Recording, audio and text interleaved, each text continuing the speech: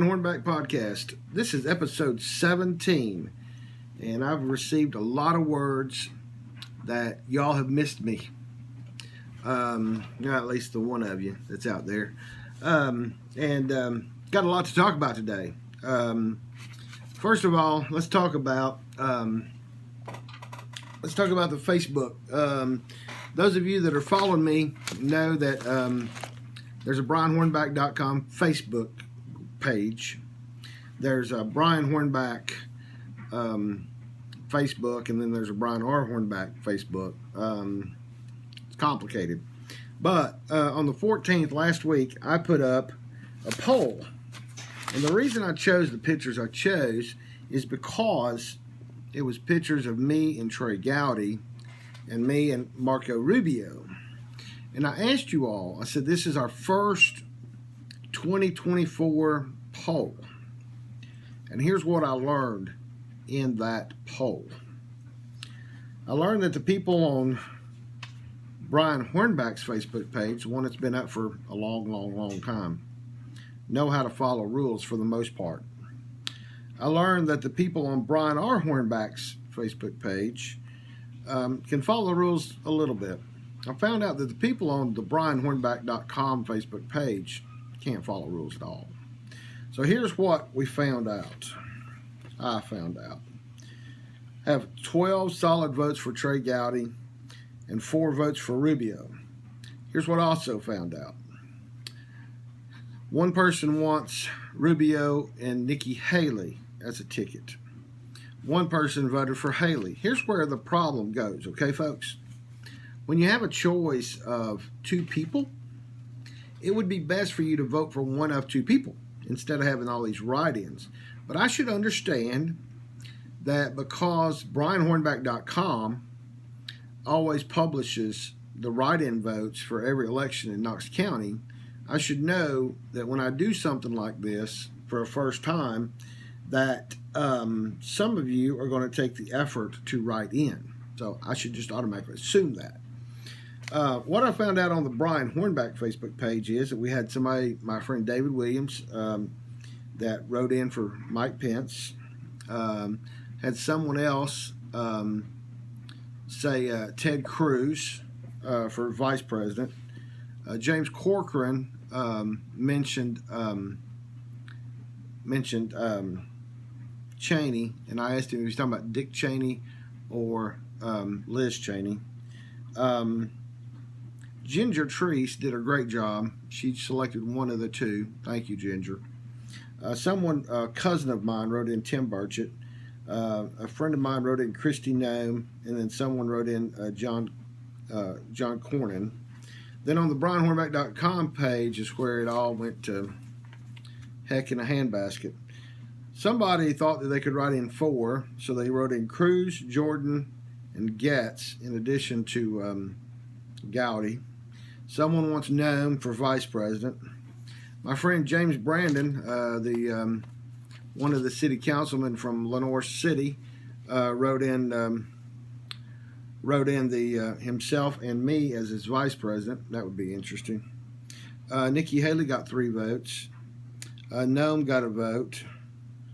Ivanka Trump got a vote. Susan Richardson Williams says she would vote for Rubio, but she liked Governor Ron DeSantis from Florida. Eric Julian wrote in Bill Frist. And then my friend Brandon Hamilton, who really probably shouldn't even be in the votes, but he is. Mitch and Lindsay. And then he said just some mainstream folks. But anyway, so I tell you all that, 1, to report to you about the poll, and 2, let's do a picture here for YouTube. And 2, to tell you to start going to the BrianHornback.com Facebook page, because as soon as this podcast posts sometime this evening, which is Martin Luther King Day, Monday, January the 18th, we're going to do a giveaway. If you'll share the Brian Hornback Facebook page, can't really see that one, can you? The light's blinding it. What if we swap it? I have basically a men's prayer devotional written by Joseph Prince, the Prayer Protection Devotional. And then I have a Joyce Meyer. You can see her name because the light's blinding it. It's Quiet Times with God devotional. So I'm going to give those away for folks that share the Facebook page. And you'll get extra points if you convince folks to subscribe to the YouTube channel. So I'm going to be doing that. So y'all go to Facebook, brianhornback.com, and like, share, tag friends. You know how those contests go. And I'll put all the names in a hopper, and we'll draw one, and I'll pay the postage to ship that to you. Anyway, so it's been a wild week. I've been reminded that I didn't do a podcast last week. I apologize for that. It was kind of a crazy week. I was out of town a day or so with work, and so that's just the way it goes. Let's talk about our advertisers for just a minute.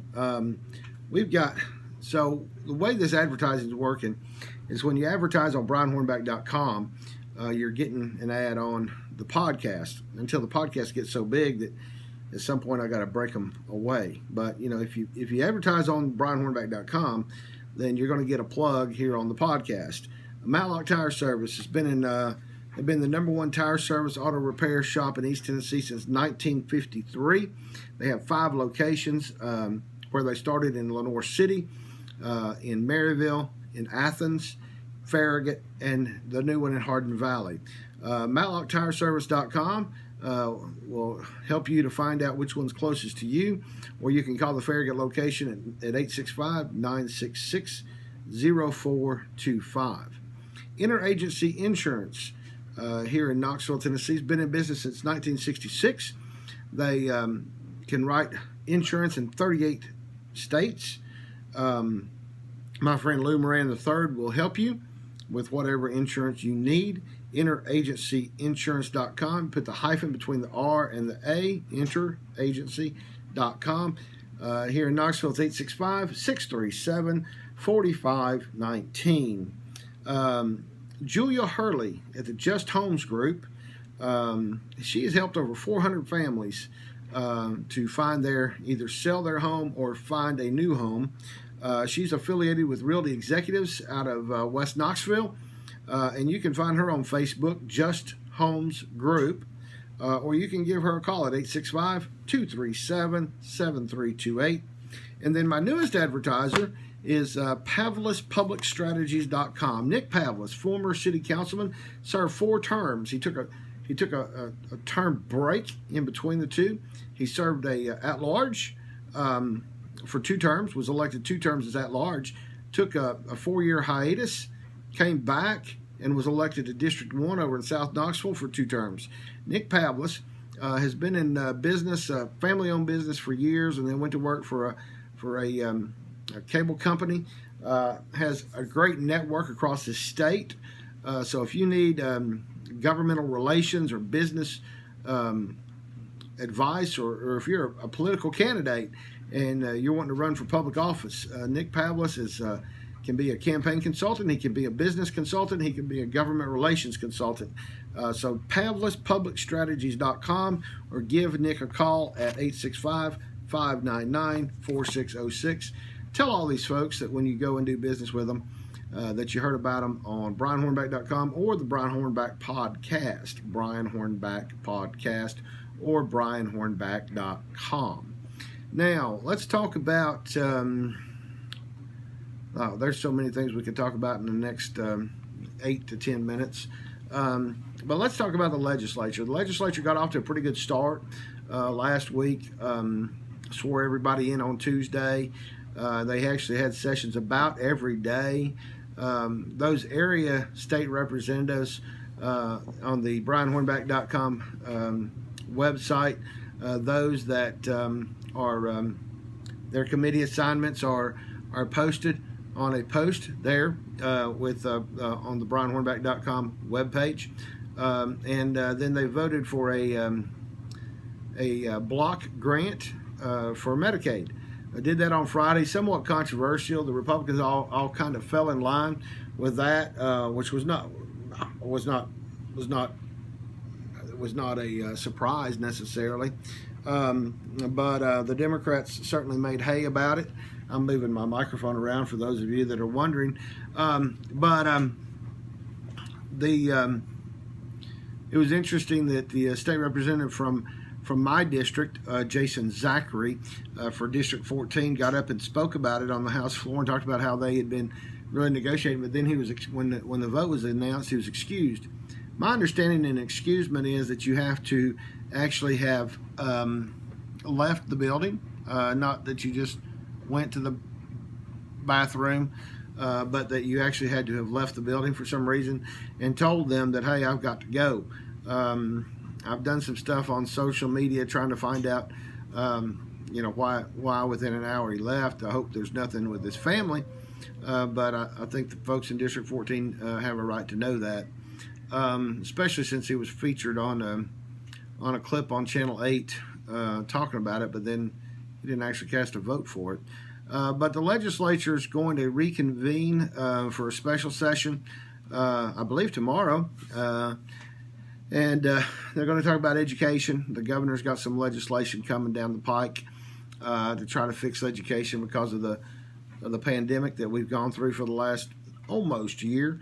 I guess it started about March of 2020, so we're not quite at the year mark. And so that kind of covers where we are in the state. On the county and the local level, County Commission did not meet today. They'll meet tomorrow in work session. It's expected that the resolution about the Board of Health is going to be postponed. And so we'll see how that shakes out over the next 2 weeks. So the workshop's tomorrow, but the actual voting meeting is not until a week from today, which will be January 25th, I believe. The County Commission was going to have a work session. Not a work session. They're going to have a retreat on the 28th and 29th of this month. They've since postponed that till March or April. And I guess they'll make a decision in March or April, depending on what happens with the pandemic. And so that's kind of what's going on locally. Let's talk just a minute about the city. We found out this morning that last night some Yahoo, and I'm going to say Yahoo because my wife prefers that I use good language publicly. And since this is going to be recorded in all kinds of different platforms, I'll do that.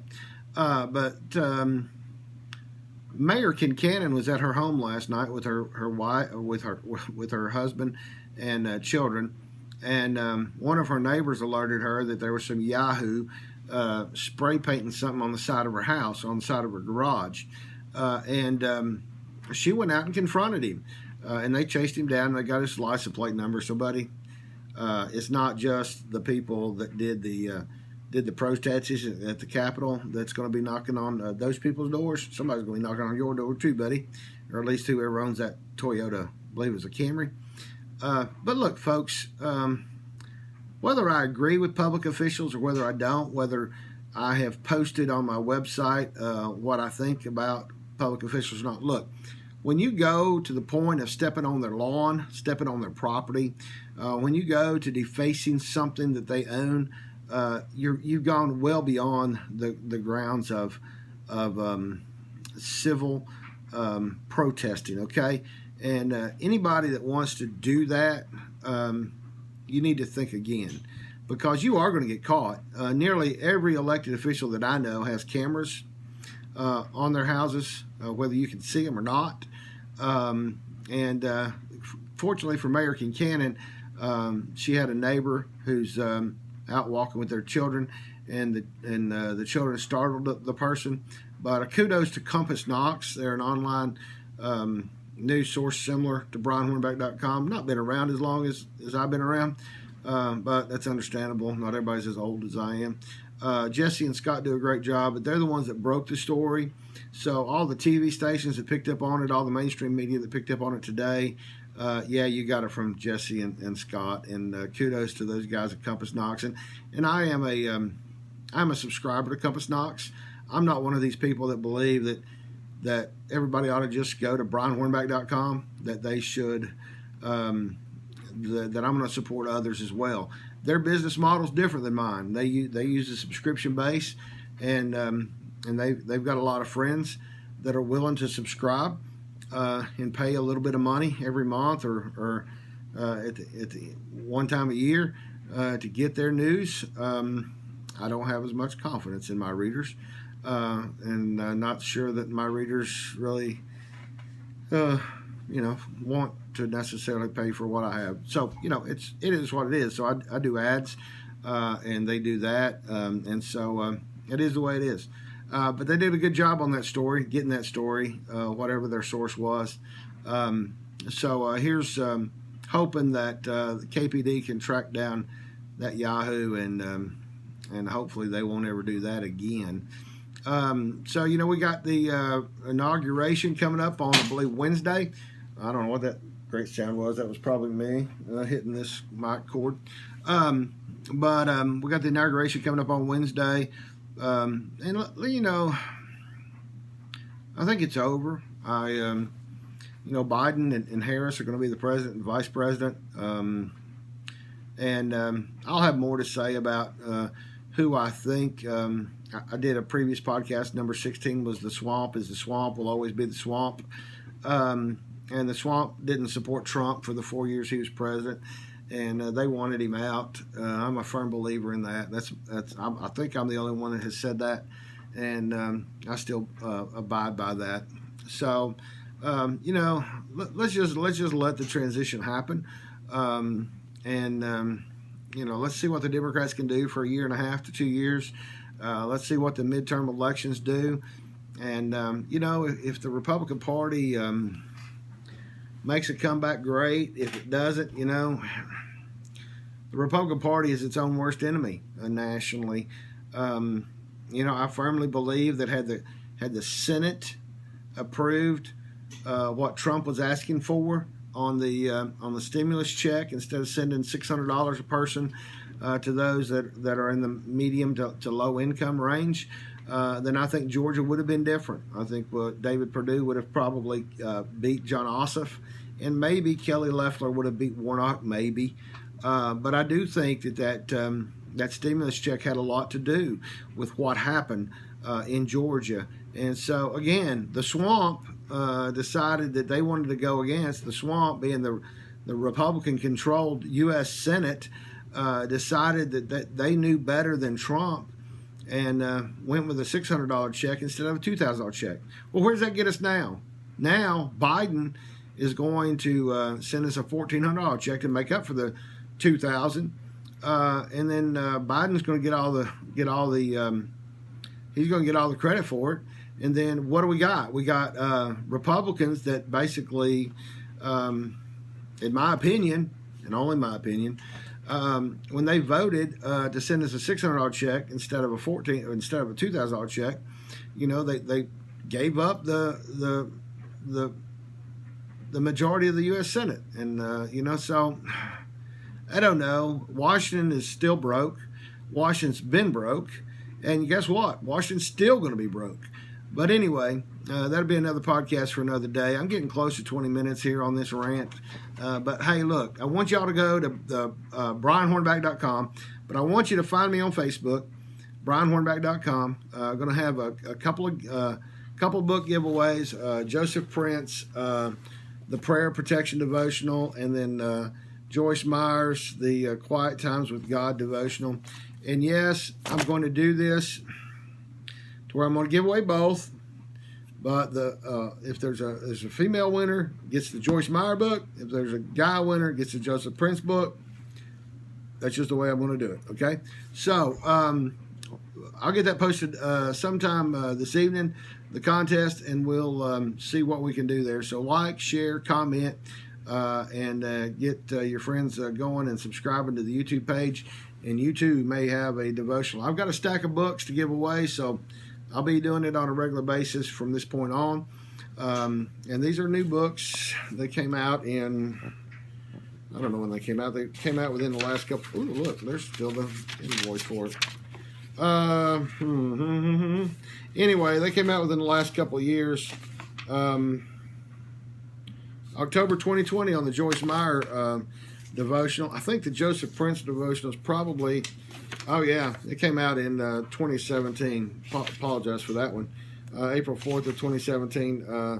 The Joseph Prince book came out. The devotional came out. But anyway, 2 devotionals. We're going to do some giveaways. And appreciate all of you listening to the Brian Hornback podcast. This was episode 17. So that means that the next one will be episode 18. So we're getting real close to a couple of dozen. Appreciate all of you listening. Appreciate you going to my Facebook page, brianhornback.com Facebook page, and on YouTube, and subscribing, giving us likes, giving us ratings, 5-star ratings on all the podcast streams wherever you find us. And I appreciate it. And y'all have a great week.